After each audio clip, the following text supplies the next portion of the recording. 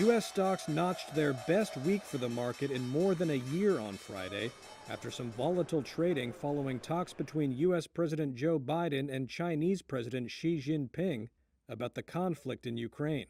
All three major indexes finished higher, with the Dow up 0.8% and the S&P 500 up more than 1%, while recently battered tech stocks boosted the Nasdaq to close 2% higher.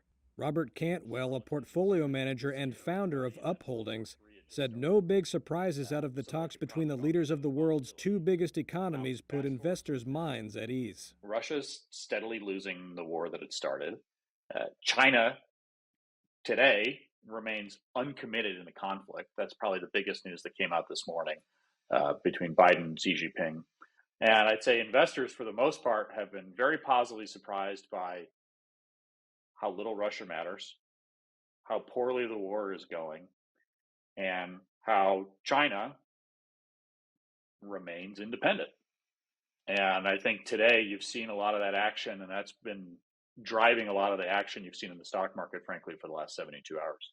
Big tech led Friday's rally, with Apple, Amazon, and Meta platforms posting gains along with the rest of the tech sector, which contributed to more than half of the S&P 500's advance. Tesla finished up almost 4% after it said it had resumed production at its Shanghai factory after a 2-day suspension.